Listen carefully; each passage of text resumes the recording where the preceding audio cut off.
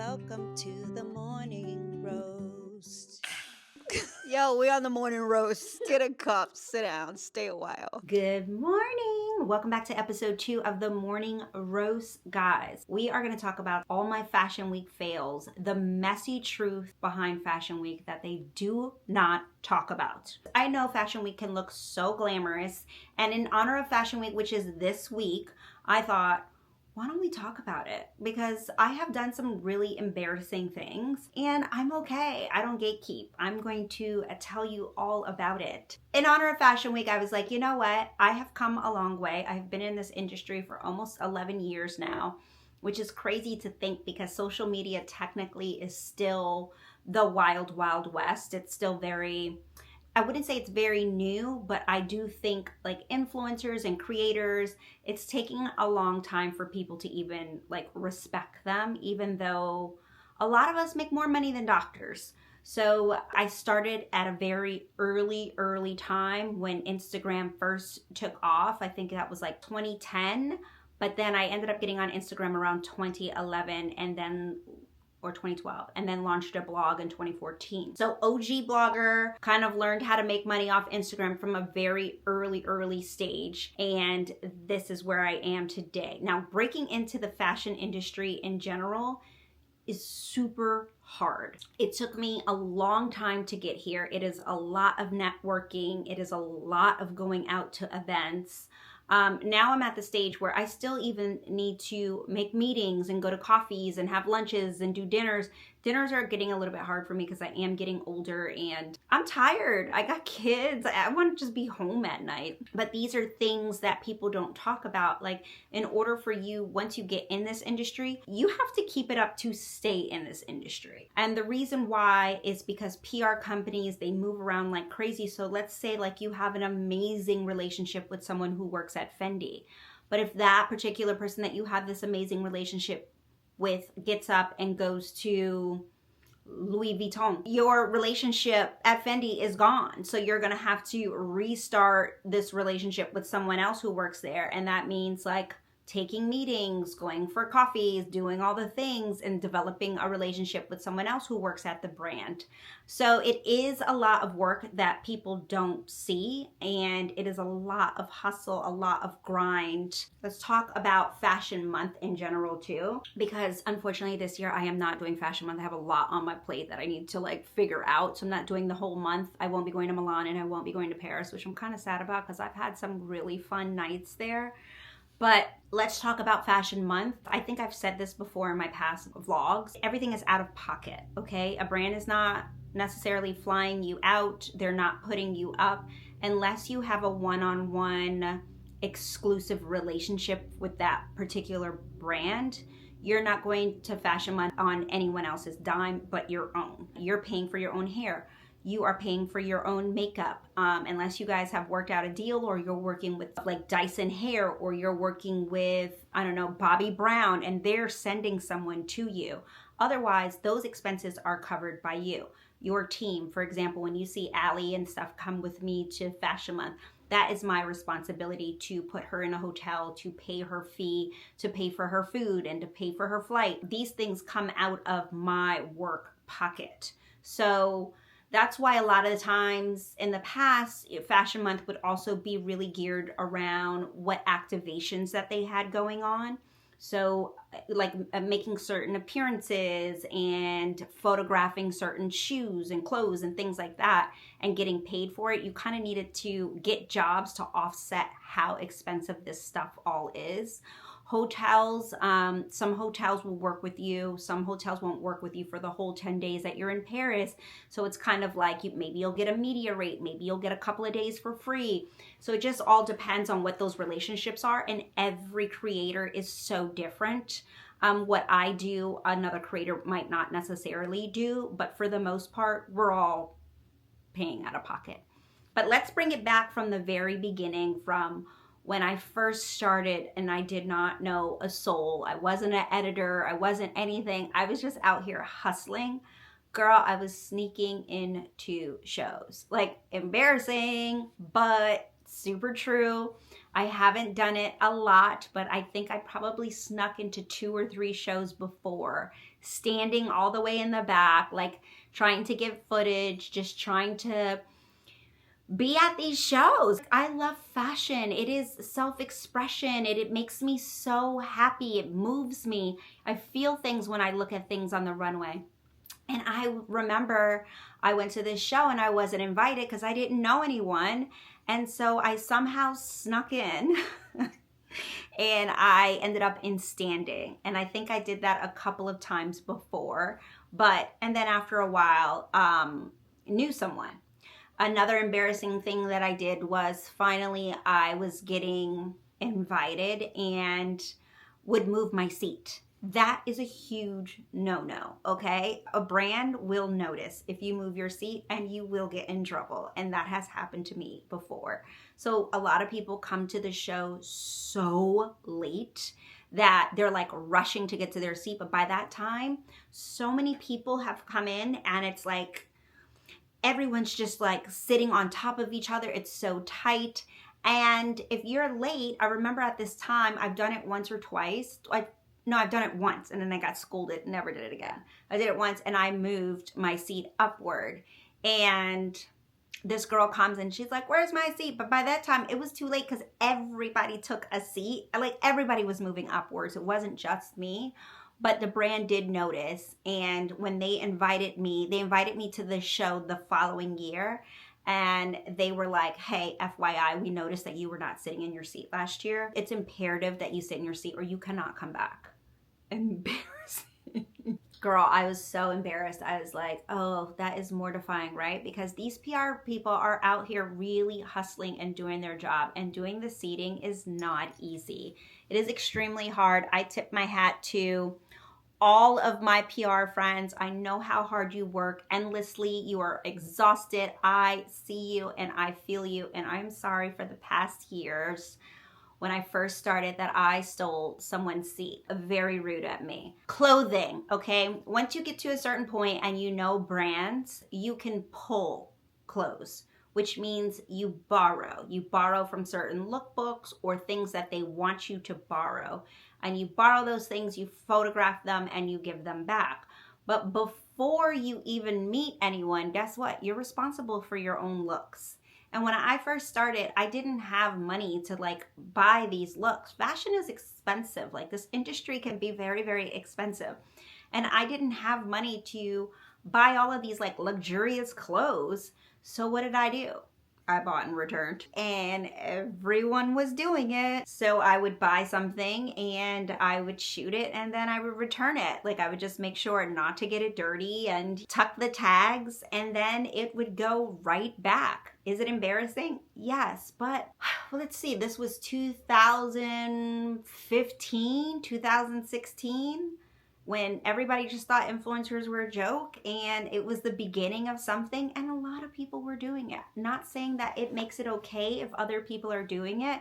However, I wasn't alone. Let's just say that. Okay, another thing that is behind the scenes, I have showed this on numerous fashion vlogs, is changing in the car. I usually bring the clothes with me and will have to change in the car. And the reason why is because you don't have enough time. So a lot of the shows, especially when they're in Europe, Milan, Paris, they are back to back. So if you have, like, I remember one day I had 6 events and shows and 6 different outfit changes. You need to rent a car so that car stays with you for the entire day. That's another expense I don't even want to talk about. But you have to rent a car, and that car is now your mobile dressing room, ladies and gents.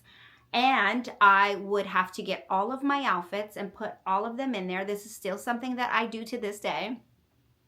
Get all of your outfits, put everything together, shoes, etc., jewelry, like make sure everything is super organized, because as soon as you get out of one show, what you're going to do is photograph that look, jump in the car, and you are going to change your clothes while the driver is in there. And sometimes, like if I have a little bit of time, I will ask my driver to get out just for some decency, like, you know, a little bit of privacy. But other times you just have to change while your driver is driving so you can get to the next destination on time. And literally even paparazzi is like all at one show and they all jump in the car and go to the next show. So they'll see you looking one way, and then when you pull up, you get out of this car in a brand new outfit. And this is how it works for a lot of us, even celebrities. Like celebrities are changing in the car when they have more than one show to go to. This is a normal thing. I don't think it's embarrassing, but I do think it is some tea that some people might not know. Samples. Let's talk about samples, right? A brand usually will loan you samples of the looks that they are getting ready to drop into stores, right? So right now, this is spring summer 25 that is showing, right? This is spring. No, we're wearing spring. This is February, so we are watching the fall shows for 2025, but we're wearing spring. Does that make sense? Okay, so in the winter, you wear spring and freeze your ass off. So, you know, sometimes you see people and they are freezing and you're like, why aren't they wearing a jacket? Well, the reason they're not wearing a jacket is because they are wearing spring collection, and that is the collection you want to wear. Like, you are the it girl if you are wearing the correct lookbook, the looky bookie. You want to wear the collection that just passed, that will soon be in stores or is inspired by. So winter, we're wearing spring. Everybody is freezing. Samples. Samples are usually runway. They are one size. One. Hope you fit that one size. Is it messed up? 100%. I never said fashion was an amazing place to be, but I do love it. However, you better hope and pray you fit the samples.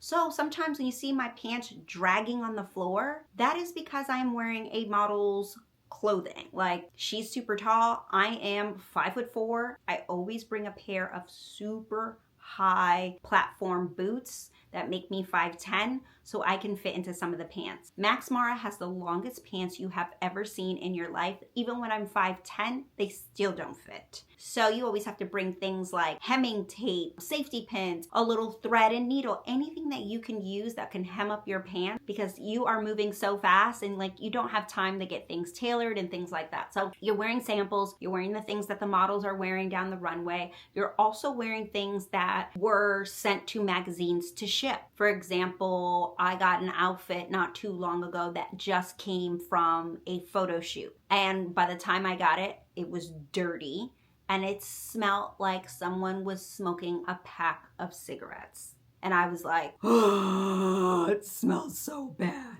But that's your outfit. That's your look, girl. You gotta make it work. So I was like airing it out, steaming it, putting perfume on it, brushing out some of the dirt, trying to make it work. Those things, sometimes you can avoid them if there is enough looks to go, but usually if a brand is dressing so many other people from the same lookbook, there's gonna be like nothing really left, and then they'll dip into other looks. Speaking of looks, and I think I've already mentioned this, you want to wear the most recent lookbook, and sometimes if you're not, you're like wearing a different outfit. Creators are a little nuts about this. Like, I don't mind dipping into like pre-fall or things like that. I don't mind dipping into other lookbooks, but sometimes for the aesthetic purpose, for example, let's talk Marc Jacobs that I just left.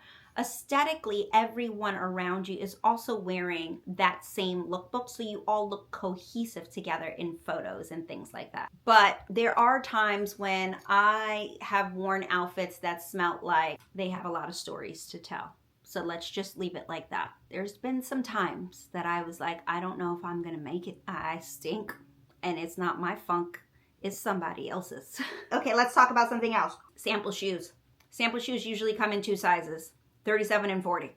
You are literally stuffing your foot in a 37, or you are trying to make a 40 work. And I do not wear a 40, but one time someone sent me a size 40. Now, every now and then they do have other size shoes, but those are the most popular sizes. So that's why sometimes you see the models going down the runway and they're all like wobbly and messed up. That's because they probably aren't fitting a sample size, or they didn't have a sample size available. But one time I went to a show and I had to wear a size 40. When I tell you, especially in Europe, because of the way the street style photographers are, they are everywhere. It is super overwhelming that all of these people are taking your photo, but they're taking photos of your outfit. It is street style. This is what you are here for. This is your job. The shoes that I was wearing, I had to get out and get tissue and stuff it with so much tissue.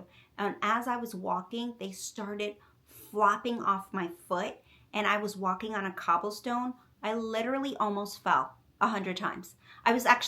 I couldn't even do the job of taking the photos in front of the street style photographers because it was so embarrassing from the way I was moving that I was like, let me just get in the venue and get out of the venue. That was a learning lesson. I don't think that I would ever do that again. Like, if the shoe really can't fit, I'm gonna have to wear my own. The thing is, you don't want to piss the brand off because they are inviting you and it is an honor to be dressed in the clothes that they give you. But if they don't fit, it's kind of like, what can I do? You know what I mean? Let's see what else. There are definitely times when you miss a show and it sucks because you pay to get your hair done, you pay to get your makeup done, you have arranged with the PR back and forth of getting your looks and your clothes, and sometimes traffic is an issue and you don't make it on time. Majority of the shows, especially in Europe, well, Milan, start 28 minutes after the hour that they said it was going to start. I have gotten this down to the T because when you get there too early, it's not good. And if you get there too late, you miss the show. You have to find the sweet spot. And I have noticed a lot of shows were starting between 26 and 28 minutes after they said the start of the show. So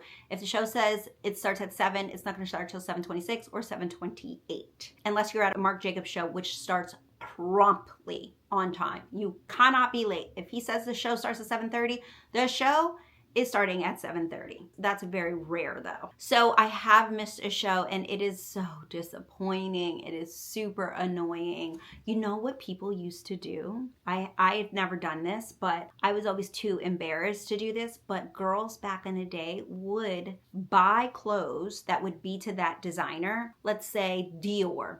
They would buy clothes and they would find out where Dior is showing and they would stand outside and just get tons of street style photography, like tons, because those street style photos end up in magazines. So they end up on places like Marie Claire, Elle, Glamour. Like whenever all these magazines are doing their recap, they pay for the street style photographers to go to these shows to come back and bring them the content that they can use in their articles. So I noticed a lot of girls were doing that back in the day. And it was like they would end up in these like best dressed roundups or everybody's wearing knits. Here are the people who are wearing knits. And they ended up blowing up like that. Is it smart? Yes. Is it embarrassing? Yes. Do I know people who still do that? Yes. But to each their own. I can't knock it. A hustle is a hustle. And you know what? Fashion Month is a hustle. This industry in general is a hustle. Have I ever sat in the wrong seat? Yes. I have sat in the wrong seat. So I think I was at a Jason Wu show and I sat next to Nina Garcia, who is a really big editor. And I sat down and I was like, hi, I'm Sai. I was like, oh, Nina. I was like, this is great. We're seatmates. And she was looking at me like, why do they sit me next to you? Because seating, like I said before, PR takes a lot of time to do seating. And seating is usually arranged by industry. So editors usually sit with editors, especially when you're an editor that is so high up as Nina Garcia. You wouldn't expect to see a creator like myself sitting next to her. It's just how it is. I would usually sit in a different area. So I'm talking to her and I could see it on her face and she was super polite, very sweet. And then the PR scurried over and he was like, Sai, you're in the wrong seat. I was mortified. And she looked at me. I was like, I'm so sorry, but it is really nice to meet you. And then I went all the way to the other side to where I'm supposed to be seated. So every now and then that happens, but shout out to Nina, who now recognizes me in Milan and stuff like that. Whenever I see her, she always says hi. So maybe that was meant to be so I can meet Nina. She's super sweet and awesome and love what she does. One time I got in the wrong car, for sure. And do you know whose car I got into? I'll let you guess. Write it down. Write it in the comment section. I got into Anna Wintour's car. Mortifying. So we're in Paris. I'm coming out of the Ritz. It was an event that was going on there and I think she was staying there. I'm assuming she's staying there. It's like a very chic place. So I get out and I had car service. Everybody has a Mercedes-Benz car service there pretty much. But this one was like super sleek and nice. And I thought it was my car service. So I literally opened the door to go in. And as I'm getting in, she picks her head like this and looks at me like, what? And I was like, oh my God, wrong car. And I just like slammed the door on her to make it even worse. And she opens it. And I was like, Anna, I'm so sorry. I thought you were my car. And she was like, it's okay. So I would never forget that moment. I was so mortified that now I was like, I shall always check what car I am getting into. I mean, things get so hectic at Fashion Week. It's a fun time. Like, it really is a fun time. And I swear, sometimes when I'm there, because I go from New York and then I take a quick like 4-day break, pack, go to Milan, then Paris, and then you're gone for about 2 weeks.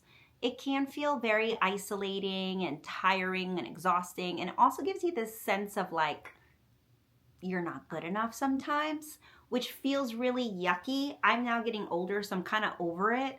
But those are the feelings of Fashion Week. I had an embarrassing story where I showed up to an event on the wrong day wearing the brand. So I go to the event and I was like, oh, it's quiet here. And some of the people who work there were setting up. And so I walked in, everybody looked at me. I was like, hey, how y'all doing? Hey. How y'all doing? And they were like, are you looking for someone? I was like, I'm here for the event. And literally like 3 or 4 people just went, they're like, the event is tomorrow.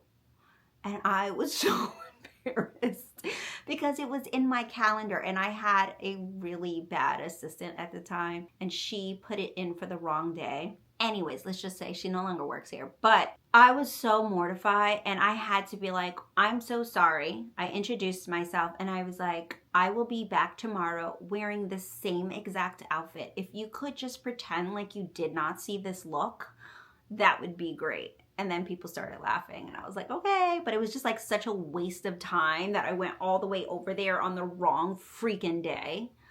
Okay, let's see. What other embarrassing things or behind the scenes has happened? Wearing the same thing as someone else. I know a lot of people don't think this is a big deal, but it's a big deal, okay? We don't want to be wearing the same outfit. It's just not how it goes. Like, you don't want to be wearing the same look. And I was at this show early on, New York Fashion Week. It was called Millie. Do you guys remember that brand? And they dressed everyone, not just you and someone else. There were numerous people all in the same look. It was so tacky. It was so tacky because some styled it really badly. It just didn't look good. And that was more of a contemporary brand. You won't really see that in the luxury world because especially if they're dressing a lot of people from 1 or 2 lookbooks, it's like one look. Now, unless you're getting something from the website, that's completely different, like things that are available now. But if you're doing like lookbook looks, then it's like one of one, you know? But that was an era. Again, that was like 2015, 2016. That was like a long time ago. And I'll never forget it. I looked around the room and I was like, there's got to be at least 6 or 7 of us all wearing the same damn outfit. Wild. Let me see. What is some other thing? Sometimes I'm a little unorganized. I cannot lie to you. Is it Milan or is it Paris? One of them always has a strike. Maybe Milan. There's always like a strike around Fashion Week where you can't get a car. You can't get anything. You can't get anywhere on time. So one time I had to be at a show and it was a really big show. And I literally came downstairs and had to catch a ride with someone. Like, I don't know the girl that well. I mean, I do know the girl, but she seemed uncomfortable with having me in her car. And not only did she have me in her car, but she also had Allie in her car too. And I was like, could you please give me a ride? She was like, I was like, thank you. And like jumped in. That was weird because it was just her and someone else. So it was like she was in the person that was driving her and then she was on the passenger. So the back seat was completely clear. But I think she's a weird person too in general. I'm not going to tell you who. But it was very kind of her to give me a ride. But it was a very awkward situation and it was a little bit embarrassing. But that shit happens. Like Jessica Wang, I always get in her car. And sometimes she gets in mine. So when you know someone really well, it's kind of like, I can't find my car, or my car left, or sometimes a brand will send you a car and only take you one way, or sometimes you've extended the time and they can't do a round trip. Something always happens with the car service. There's like something always going on there. And yeah, when you're friends with someone, of course, they're going to give you a ride. But me and this girl were not like great friends. She probably secretly doesn't even like me. But now that I'm thinking about it, she probably can't stand me. And I was in her car. Oh my God, these stories are so dumb. I forgot about a lot of these. Like, there's just so much silliness that happens that you just have to get through the week. And a lot of you see these things that are like, so glamorous and like these are the looks. Meanwhile, you're starving, no one is eating, you never have time, you are like fueled by coffee and sustained by wine and possibly some french fries. Like, it is a very, very tough industry and we're all exhausted, but for whatever reason we just all get up and keep doing it because we love it. Like, I do love the fashion industry. Since I was a little girl, I had a thing for fashion. I feel like that was a good roast, wasn't it? I'm roasting my embarrassing moments, but like sharing how I got here. Started from the bottom, now I'm here. Okay guys, that was a cool Sunday chat. I'm not gonna make Sundays too long, but I do wanna share like certain little things about me, especially people who are new here. Would love for you guys to get to know me a little bit. And not just like my Roni persona, but I feel like I'm cool. Like, I'm a vibe, I think. Or I could be one of those people who like totally lacks self-awareness and everyone's like, we can't stand you. You know what I mean? Anyway, I am going to leave it here. If you are new here and you have not subscribed to this channel, I would love if you subscribed. Everybody, if you can, please share this video, comment down below. I hope you are loving the morning roast on Sundays, and I'll see you next week. Deuces.